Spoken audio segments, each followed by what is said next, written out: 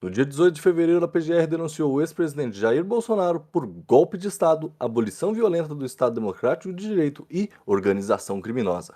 Outros 33 aliados, entre eles o ex-ministro da Defesa, General Braga Neto, também foram formalmente acusados. O ex-presidente, que vinha numa campanha pela anistia dos envolvidos no 8 de janeiro, parece ter que enfrentar um desafio ainda maior. Eu sou o Guilherme Moura. Eu sou o Lucas Rett. E eu sou o Pedro Penelas. E esse é o Degrau da Política. Eu vou responder primeiro porque a minha resposta é muito curta. Olha, se na hora que o juiz for julgar, chegar à conclusão que eles são culpados, eles terão que pagar pelo erro que cometeram. O tempo todo, vamos prender o Bolsonaro. Caguei pra prisão.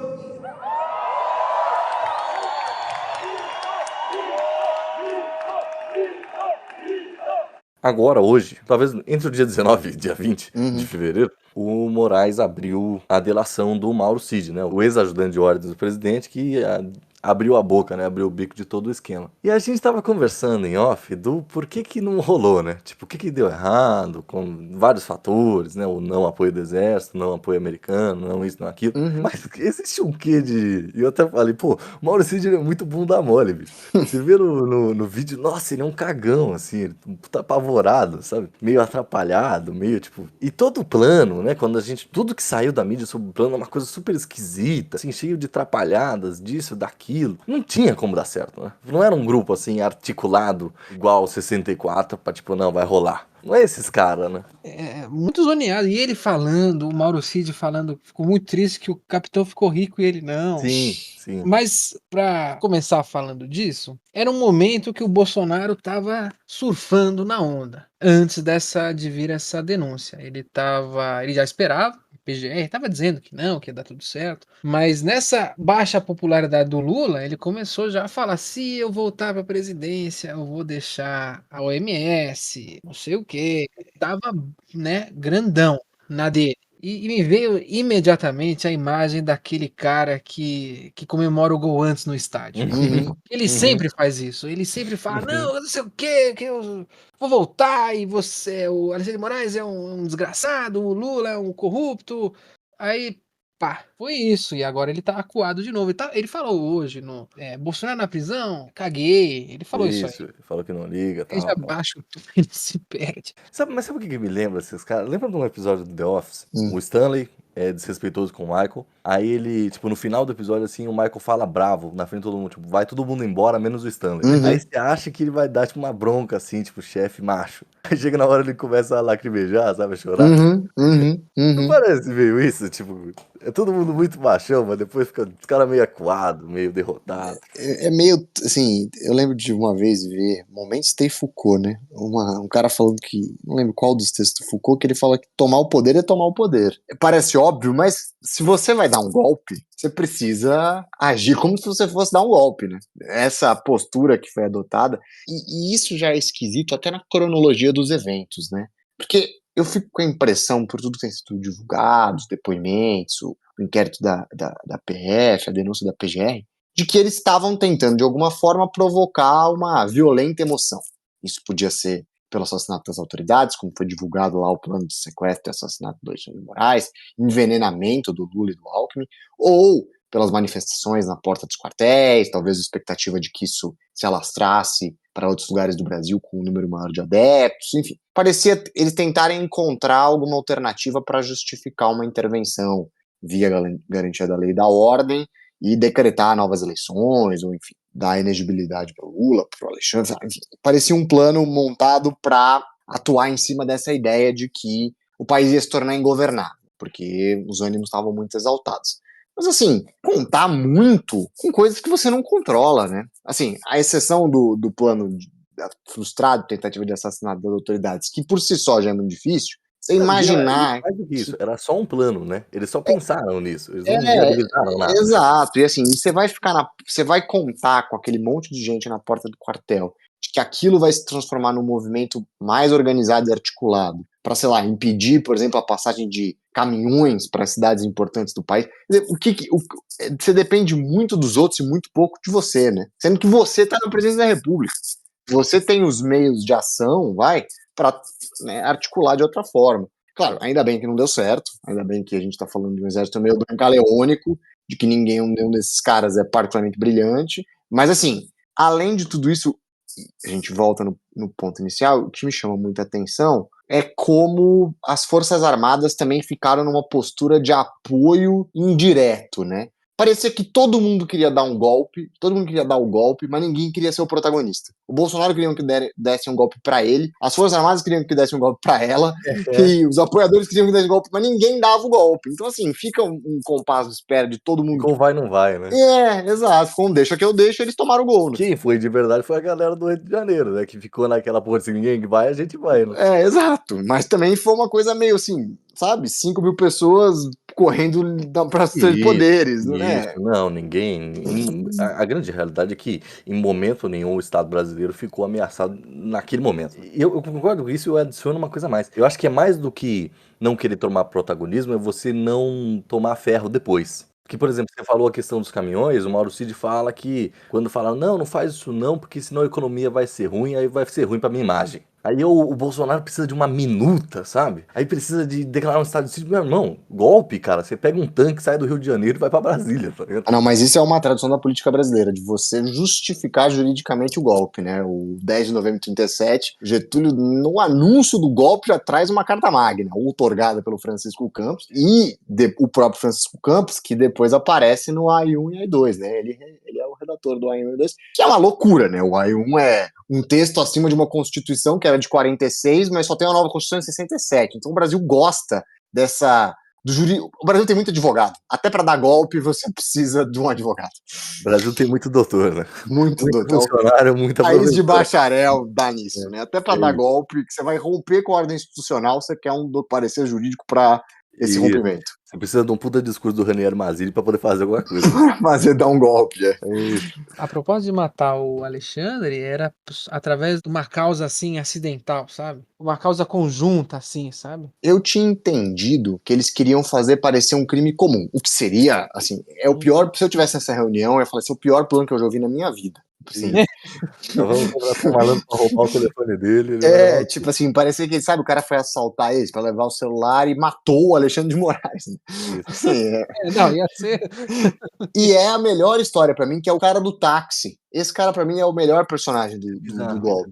Porque eles criam aquele grupo da Copa, que é o grupo que eles todos têm o nome de um país que tá disputando a Copa do Mundo de 22. E tem dois caras que não tem nome de país, porque, não sei, o cara não entrou, o cara não entendeu o roleplay. Aí os caras ficam falando, né? E esse cara do táxi, pelo que eu entendi, ele não queria ir de carro pra sequestrar o Alexandre de Moraes, porque a gente ia rastrear o carro dele. Então o que ele queria pegar um táxi pra ir até a porta da casa do Alexandre de Moraes, se não me engano, fica na Asa Sul, lá em Brasília. Só que ele não conseguia achar um táxi. E assim, eu já fui pra Brasília uma vez e realmente é muito difícil achar um táxi. Então assim, eu me compadeci pelo fato. E ele fica mandando no grupo, não consegui táxi, tô indo até o shopping pra ver se eu consigo dar um táxi. Assim, o nervosismo desse cara, velho. E assim, o cara precisa de um táxi pra dar um golpe de Estado. Pô, não tem um carro com a placa fria, né? Assim, sabe? Pô, isso, era na presidência da República. O Bolsonaro não conseguiu mexer um dedo, né, mano? Pra fazer uma parada. Não, o cara não era o órgão de inteligência do exército lá, os kids presos. O cara não consegue burlar uma placa, sabe? Inclusive o Alexandre de Moraes ficou muito bravo. Não sei se vocês viram lá o negócio do Mauro Cid, mas ele ficou puto com o Mauro Cid. Bravo, Ele perguntou, não, mas vocês iam me... Alguma coisa tipo, vocês iam me... achar minha localização como, né? Uhum. Aí o Mauro Cid começa a desconversar e ele, pô, peraí, eu tô falando aqui com o coronel do exército, você sabe muito bem que os caras iam me pegar. E eu acho que o do Alckmin, eles estavam pensando em envenenar o Alckmin, tipo, coitado, sabe, fazer parecer que foi, sabe, tipo, assim, morreu de velho. É isso, tipo assim, ele tá idoso, um idoso morre assim mesmo. É meio, enfim. O Bolsonaro ele tem cara daqueles, tipo, ele não devia estar gostando do plano, mas ele não tinha nada melhor pra falar, ele foi indo, sabe? Ele não tinha nenhuma grande alternativa. O Bolsonaro tem cara de agregar pouco no reunião. Pouquíssimo. Ele deve fazer poucos e comentários ruins. Isso, e ele deve ficar com aquela cara que a galera não sabe se ele tá gostando, se ele não tá gostando. Não dá pra entender muito bem. Não é o melhor plano de golpe de Estado que eu já ouvi. Você falou agora, Gui, do 8 de janeiro, foi no domingo, né? E isso, num dia que não tinha ninguém, gente. O 6 de janeiro foi em dia de semana. Era a diplomação, né? Dia. O Lula já tinha tomado posse. Em 8 de janeiro ele era presidente. O Alexandre Moraes estava em Paris. Isso, tava todo mundo já tranquilo. O Bolsonaro tava na Disney, o Anderson Torres tava na Disney, e o Lula não tava no interior de São Paulo? Tinha tido umas chuvas no interior de São Paulo, Tava, e ele veio isso mesmo. visitar. Eu lembro dele dando Isso. entrevista no primeiro momento, eu não lembro qual cidade, mas era uma cidade do interior. Então não tinha ninguém em Brasília. Não tinha nada, não tinha. Eu lembro muito bem de quando a Globo News estava transmitindo ao vivo, né? E aí eu lembro que minha mãe passou assim na sala que tava passando na TV, ela virou e falou: "Mas hoje é domingo." não vai rolar. Não Mas vai assim, achar ninguém. falando da tentativa em si, a APF apresenta aqueles 6 núcleos lá, núcleo para influenciar outros militares ativos, um núcleo jurídico composto com o brilhantismo do Felipe Martins, o núcleo de desinformação e ataque ao sistema eleitoral. De todos, o que me parece que mais consistentemente tocou como um tema no governo Bolsonaro era o questionamento às urnas eletrônicas, né? Isso é uma coisa que ele falava muito antes de ser presidente, ele continuou com esse discurso, é o que ele apresenta naquela reunião para os embaixadores que depois torna o inelegível, como ele está até hoje, e é o que o PL entra, alegando irregularidade nas urnas eletrônicas, mas só do segundo turno, para não Só presidencial, só presidencial e só do segundo turno, para não reverter os excelentes resultados legislativos que o partido teve. Esse questionamento às urnas eletrônicas parece ter sido o mote um pouco dessa tentativa de criar um clima de uma eleição injusta. Acho que o Bolsonaro, na verdade, se a eleição fosse auditada, como ele sempre falou, ele seria vitorioso. Ele até fala que em 18 ele teria ganhado no primeiro turno, se não fossem as urnas eletrônicas. Então, eu acho que de tudo que se articulou, o que mais bem foi articulado nessa trama golpista é esse questionamento meio sistemático ao TSE e ao sistema eleitoral, e eu acho que isso tem um impacto. Eu acho que o presidente da República falar abertamente contra o sistema eleitoral, por si só, já é muito passível de muitas punições, tanto do ponto de vista jurídico quanto do ponto de vista político, porque, né, é o próprio sistema que o elege, né? Se ele não acredita no sistema que o elege, nem se candidate, né, ou tem que transformar. E ele estava com a caneta na mão, né?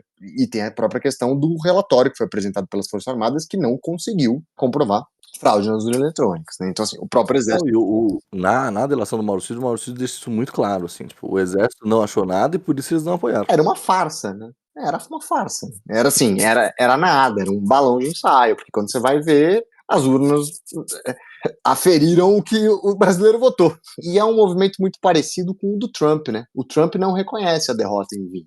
O Trump até hoje fala de uma eleição ilegítima, mesmo tendo voltado ao poder. E agora a eleição foi legítima. Também é muito curioso como a eleição é legítima ou ilegítima, dependendo do resultado. Mas é engraçado você falar isso do Trump, já para unir um assunto ao outro. Eu acho que o Bolsonaro, nesses momentos, ele sonha em recorrer ao primo rico, né? Não o influenciador, o Trump. Ah, tá. Mas ele pode recorrer de fato ao influenciador, porque eles devem ser próximos. Também, ele é próximo do Paulo Guedes, o menino.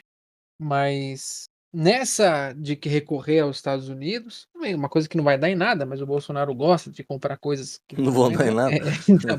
Mas o Alexandre de Moraes sendo processado nos Estados Unidos. É uma coisa que não cabe aos Estados Unidos decidir, né? Mas ele usou pouquíssimo isso. Eu achei um timing muito ruim, porque a gente tem uma crescente, como você falou, dos bolsonaristas acreditando no primo rico que vai vir ajudar, que é o Musk, que é o Trump, enfim. Aí a gente teve alguns influenciadores que estavam sendo acusados e condenados pelo Moraes, tiveram reveses semanas atrás. O Monark, por exemplo, eu acho que teve uma das suas multas anuladas, o canal voltou, assim por diante. Lembrando que o problema do Monark é justamente em cima daquela live do argentino, as questões das urnas eletrônicas. Então, tava um clima diferente. E aí o Bolsonaro, que tava chorão, como a gente já falou em outros programas, cresce por causa da impopularidade do Lula. E aí essa semana vem isso. Então, pra mim, eu achei um timing ruim, porque isso vem um prato cheio, sabe? Pra uma retórica bolsonarista. Não que não tivesse, de qualquer jeito. Mas eu acho que os argumentos estão mais na mão agora. É que assim, se ele for condenado, eu acredito que ele vai ser no Supremo, a gente entrando agora na... Pô, aqui também ele entrou no grupo da morte, da Libertadores, né, cara? Ele pegou o Boca do início dos anos 2000, São Paulo bicampeão e Palmeiras de hoje pra te contemplar. de hoje eu não sei, mas o Palmeiras de 2021 tinha um mundo. Mas enfim, pegou um grupo complicadíssimo, né? Mas assim, eu acho que ele vai acabar sendo condenado. Se a gente fala que o Supremo é um tribunal político, e ele é mesmo pela própria designação constitucional, ele é um tribunal político por excelência, é um julgamento completamente político, né? A gente não tá nem falando de um crime, assim, golpe de Estado o que é um golpe de Estado, ou digo mais, o que é uma democracia, é um conceito muito em disputa, né? Se você vai ver essas pesquisas qualitativas em relação à população, o apoio da população brasileira a um sistema democrático, o cara responde que sim, ele tá pensando no que ele considera um sistema democrático, não o que existe hoje.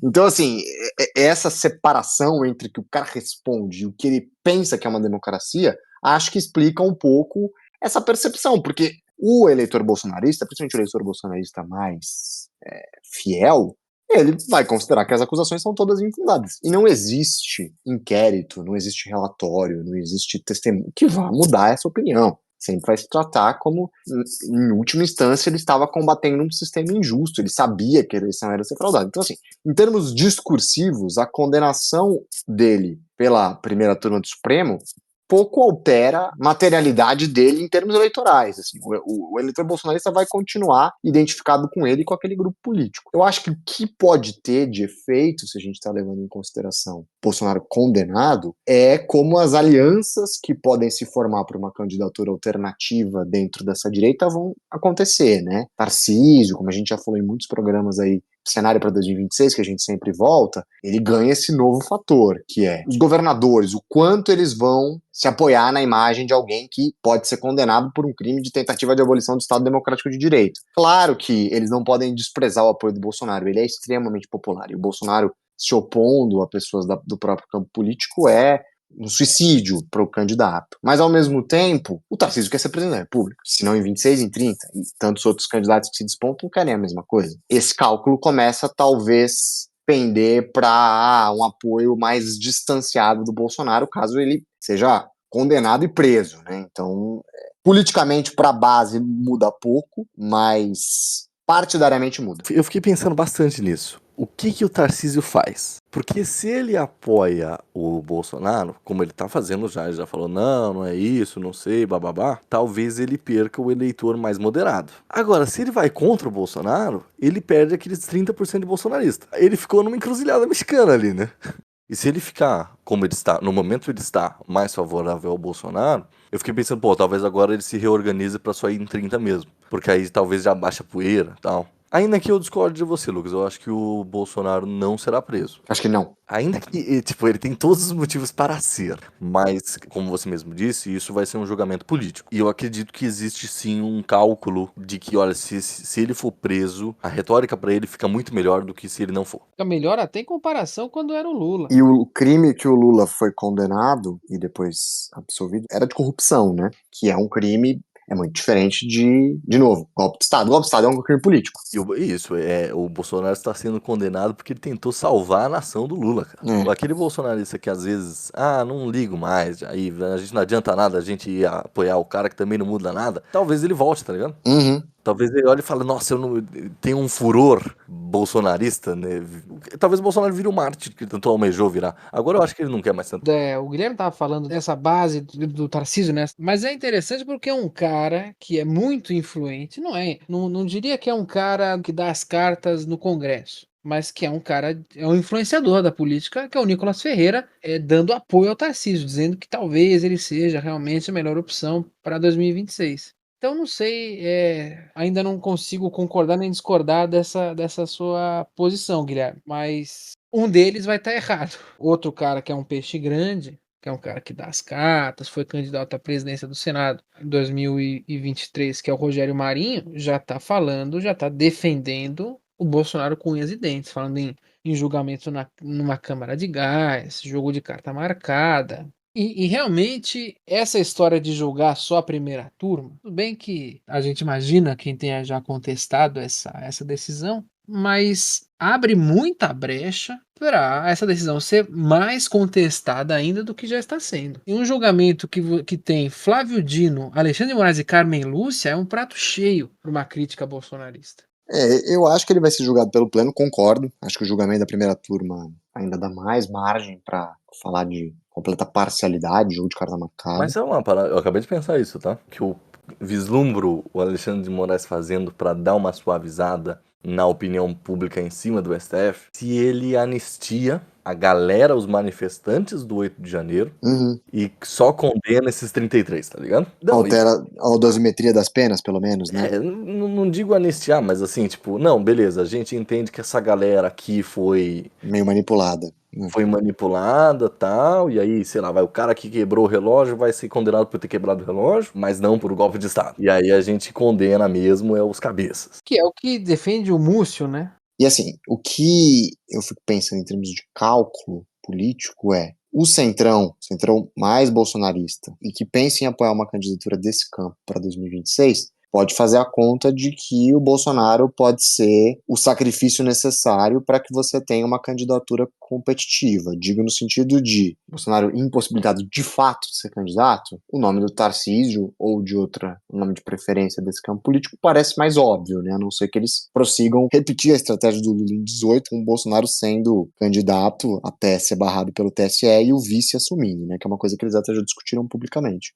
Eu acho que se tornar inevitável a condenação do Bolsonaro, não duvido que adote essa estratégia, os anéis ficam-se os dedos. Vamos conservar o que de fortalecido tem esse movimento conservador de direita alternativa no Brasil, mas o Bolsonaro fica nesse papel de mártir, de injustiçado, mas sem grande competitividade política. Que eu acho que é o caminho que o Tarcísio mais gostaria. Como eu falei em um dos programas aí, eu acho que o melhor cenário para o Tarcísio é Bolsonaro inelegível e ele candidato. Porque aí ele tem os dois, né? Ele consegue fazer acenos ao Bolsonaro e ao bolsonarismo mais arraigado, mas ele também consegue fazer acenos a esse eleitor do centro. Ele vai acender a vela para esses dois santos, esperando que os dois levem a vitória em 26.